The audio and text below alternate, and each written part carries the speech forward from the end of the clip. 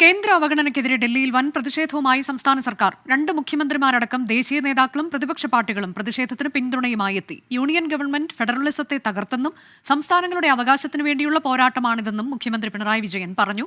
സമരവേദിയിലും ഗവർണറെ മുഖ്യമന്ത്രി പരിഹസിച്ചു. മുഖ്യമന്ത്രി പിണറായി വിജയന്റെ നേതൃത്വത്തിൽ പ്രതിഷേധ മാർച്ചായാണ് കേരള ഹൗസിൽ നിന്നും ജന്തർ മന്ദിറിലെ സമരവേദിയിലേക്ക് മന്ത്രിമാരും MLA-മാരും MP-മാരും എത്തിയത്. ഡൽഹി മുഖ്യമന്ത്രി അരവിന്ദ് കെജ്രിവാൾ, പഞ്ചാബ് മുഖ്യമന്ത്രി ഭഗ്വന്ത് മാൻ, ഫാറൂഖ് അബ്ദുള്ള, കപിൽ സിബൽ, തമിഴ്നാട് മന്ത്രി പഴനിവേൽ ത്യാഗരാജ് തുടങ്ങിയവർ കേരളത്തിന്റെ പ്രതിഷേധവേദിയിൽ പിന്തുണയുമായി എത്തി. സീതാറാം യെച്ചൂരി, D. രാജ അടക്കമുള്ള ഇടതു നേതാക്കളും മുൻനിരയിലുണ്ടായിരുന്നു. സംസ്ഥാനങ്ങളെ സമതുല്യതയോടെ പരിഗണിക്കുന്ന പുതിയ പുലരിക്ക് വേണ്ടിയുള്ള പോരാട്ടത്തിനാണ് തുടക്കം കുറിക്കുന്നതെന്ന് ആമുഖമായി മുഖ്യമന്ത്രി. Today we are marking the beginning of a renewed fight that would herald a dawn of ensuring equitable treatment of the states. This fight would also strive to maintain a balance in the center-state relations. പ്രതിസന്ധി ഘട്ടങ്ങളിലും കേരളത്തോടെ കേന്ദ്രം വിവേചനം കാട്ടി. കേന്ദ്ര സർക്കാരാണ് ഐക്യത്തിന് വിഘാതം ഉണ്ടാക്കുന്നതെന്ന് പ്രധാനമന്ത്രിക്ക് മുഖ്യമന്ത്രിയുടെ മറുപടി. രാജ്യത്തിന്റെ ഐക്യത്തിന് വിഘാതം സൃഷ്ടിക്കുന്ന നടപടികൾ യൂണിയൻ സർക്കാരിന്റെ ഭാഗത്താണ് ഉണ്ടാകുന്നത്. ഞങ്ങൾ രാജ്യത്തിൻ്റെ ഐക്യത്തിന് വേണ്ടിയാണ് നിലകൊള്ളുന്നത്. രാജ്യത്തിൻ്റെ ഫെഡറലിസമാണ് രാജ്യത്തിൻ്റെ ഐക്യം ഉറപ്പുവരുന്നത്. ഡൽഹിയിലെ സമരവേദിയിലും ഗവർണറെ വിമർശിക്കാനും പരിഹസിക്കാനും മുഖ്യമന്ത്രി മറന്നില്ല. Kerala's governor does not have time to spend in Kerala. Mostly he is outside. ഇന്നും ഇവിടെയുണ്ട്. If at all he comes to Kerala, he does not have time to read out the entire governor's address in the assembly. But he has time to sit on the road and create a scene. സമരം ആരംഭിക്കുന്നതിന് തൊട്ടുമുമ്പ് Muslim League MP PV Abdul Wahab Kerala ഹൗസിലെത്തി മുഖ്യമന്ത്രിയെ സന്ദർശിച്ചതും ചർച്ചയായി. കോൺഗ്രസ് വിട്ടുനിന്നെങ്കിലും രണ്ട് മുഖ്യമന്ത്രിമാരടക്കം പ്രധാന നേതാക്കളുടെ പങ്കാളിത്തം ഉറപ്പാക്കാൻ കഴിഞ്ഞ പ്രതിഷേധം വലിയ വിജയം എന്ന് തന്നെയാണ് സംസ്ഥാന സർക്കാർ വിലയിരുത്തുന്നത്. ജന്തർ മന്ദിറിൽ നിന്നും ആശിഷ് മട്ടുവിനൊപ്പം ബൽറാം നെടുങ്ങാടി, 24. KR ഗോപികൃഷ്ണൻ വിശദാംശങ്ങളുമായി. ഗോപികൃഷ്ണൻ, ഇന്നലെയായിരുന്നു കർണാടക സർക്കാരിന്റെ സമരം. എന്നാൽ അവിടെ കണ്ടതിനേക്കാൾ കൂടുതൽ പങ്കാളിത്തം, പ്രത്യേകിച്ച് പ്രതിപക്ഷ നിരയിലൊക്കെയുള്ള പ്രധാനപ്പെട്ട കക്ഷികളുടെ പ്രധാനപ്പെട്ട നേതാക്കൾ, രണ്ട് മുഖ്യമന്ത്രിമാരടക്കം പങ്കെടുക്കുന്നു. അതിരൂക്ഷ ഭാഷയിൽ കേന്ദ്രത്തിനെ വിമർശിക്കുന്നു. ഇവിടെ പ്രതിപക്ഷം കേരള സർക്കാരിനെ വിമർശിക്കുമ്പോഴും കോൺഗ്രസ് വിട്ടുനിൽക്കുമ്പോഴും പക്ഷേ ഈ തരത്തിലേക്ക് ഇന്ത്യ സഖ്യത്തിന് വലിയ ഊർജ്ജം പകരുന്ന തരത്തിലേക്ക് ഒരു കാഴ്ചയിലേക്ക് കൂടി പോകുന്ന ഒരു പ്രതിഷേധം ജന്തർ മന്ദിറിൽ ഇന്ന് നമ്മൾ കണ്ടു.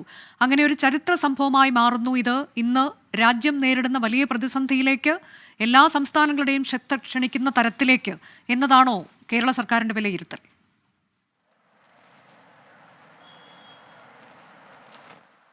അനുജ ഇപ്പോൾ സൂചിപ്പിച്ചതുപോലെ തന്നെ ഇന്നലെ ജന്തർ മന്ദിറിൽ സമാന സ്വഭാവത്തിലുള്ള ഒരു പ്രതിഷേധം കേന്ദ്ര അവഗണനയ്ക്കെതിരെ നടന്നത് നമ്മൾ കണ്ടതാണ്. കർണാടക സർക്കാരിന്റെ നേതൃത്വത്തിലായിരുന്നു ആ പ്രതിഷേധം. ആ വേദിയിൽ കാണാത്ത തരത്തിലുള്ള ദേശീയ നേതാക്കളുടെ ഒരു നീണ്ട നിര ഇന്ന് ജന്തർ മന്ദിറിൽ കേരളം ഉയർത്തിയ പ്രതിഷേധത്തിൽ നമ്മൾ കണ്ടു. അനുജ സൂചിപ്പിച്ചതുപോലെ തന്നെ ദേശീയ തലത്തിൽ ഏറെ രാഷ്ട്രീയ പ്രാധാന്യമുള്ള ഒരു പ്രതിഷേധമായി കേരളത്തിന്റെ കേന്ദ്ര അവഗണനയ്ക്കെതിരായിട്ടുള്ള പ്രതിഷേധം മാറുന്ന കാഴ്ചയാണ് ജന്തർ മന്ദിറിൽ നമ്മൾ കണ്ടത്. കേന്ദ്രത്തിന്റെ തുടർച്ചയായിട്ടുള്ള അവഗണനയ്ക്കെതിരെ ശബ്ദമുയർത്തുക, ഇന്ത്യയുടെ ഫെഡറൽ സംവിധാനത്തെ സംരക്ഷിക്കുക, സംസ്ഥാനങ്ങളുടെ അവകാശങ്ങൾ സംരക്ഷിക്കുക, യൂണിയൻ സർക്കാരും സംസ്ഥാനങ്ങളും തമ്മിൽ ഉണ്ടാകേണ്ടുന്ന ഏറ്റവും സൗഹാർദ്ദപരമായ ഭരണഘടനാപരമായ ബന്ധത്തെ ഊട്ടിയുറപ്പിക്കുക, അങ്ങനെ ഇന്ത്യൻ ഫെഡറലിസത്തിന്റെ സംരക്ഷണം ഒരുക്കാൻ വേണ്ടിയുള്ള ഒരു ഉദ്യമം എന്ന നിലയിലാണ് ഈ പ്രതിഷേധം കേരളം അതിന് രൂപം കൊടുത്തത്. പക്ഷേ അതിനപ്പുറത്തേക്ക് കടന്ന ചില രാഷ്ട്രീയ മാനങ്ങൾ ഇന്നത്തെ ഈ പ്രതിഷേധ വേദിയിലെ ദേശീയ നേതാക്കളുടെ സാന്നിധ്യം കൊണ്ട് ഉറപ്പാക്കപ്പെട്ട് കഴിഞ്ഞിരിക്കുന്നു എന്നതാണ് ജന്തർ മന്ദിറിലെ പ്രതിഷേധത്തിന്റെ രാഷ്ട്രീയ പ്രസക്തി. കേരളം വിളിച്ചു ചേർത്ത ഈ പ്രതിഷേധ റാലിയിൽ, ഈ പ്രതിഷേധ സമ്മേളനത്തിൽ ഒപ്പം ചേരാൻ രണ്ട് മുഖ്യമന്ത്രിമാർ ഉണ്ടായിരുന്നു. ഡൽഹി മുഖ്യമന്ത്രി അരവിന്ദ് കെജ്രിവാളും പഞ്ചാബ് മുഖ്യമന്ത്രി ഭഗ്വന്ത് സിംഗ് മാനും. അതിന് തൊട്ടു പിന്നാലെ നാഷണൽ കോൺഫറൻസ് നേതാവ് ഫറൂഖ് അബ്ദുള്ള ഉണ്ടായിരുന്നു. DMK പ്രതിനിധീകരിച്ച് പളനിവേൽ ത്യാഗരാജൻ പങ്കെടുത്തു. അതിന് ഈ സമരത്തിന് തമിഴ്നാട് മുഖ്യമന്ത്രി സ്റ്റാലിൻ്റെ എല്ലാവിധത്തിലുള്ള പിന്തുണയും ഉറപ്പാക്കപ്പെട്ടിരുന്നു. സമാജ്വാദി പാർട്ടി നേതാവ് സമാജ്വാദി പാർട്ടിയുടെ കപിൽ സിബൽ ഈ വേദി പങ്കിടാൻ വേണ്ടി എത്തിയിരുന്നു. അതോടൊപ്പം തന്നെ NCP പ്രതിനിധി ഉണ്ടായിരുന്നു. അങ്ങനെ NCPയും DMKയും സമാജ്വാദി പാർട്ടിയും നാഷണൽ കോൺഫറൻസിലെയും ഒക്കെ നേതാക്കളെ കേരളത്തിന്റെ കേന്ദ്രാവഗണനയ്ക്കെതിരായിട്ടുള്ള പ്രതിഷേധ സമരത്തിൽ അണിനിരത്താൻ കഴിഞ്ഞതോടുകൂടി പ്രതിപക്ഷ രാഷ്ട്രീയ കക്ഷികളുടെ ഒരു ശക്തി പ്രകടനം എന്ന നിലയിലേക്ക് ഇന്നത്തെ പ്രതിഷേധം മാറിയതാണ് നമ്മൾ കണ്ടത്. വരും ദിവസങ്ങളിൽ സ്വാഭാവികമായും വലിയ രാഷ്ട്രീയ ചലനം ഉണ്ടാക്കാൻ പാകത്തിലുള്ള ഒരു ചരിത്ര സംഭവമായി ഇന്ന് ജന്തർ മന്ദിറിലെ പ്രതിഷേധം മാറിക്കഴിഞ്ഞിട്ടുണ്ട്.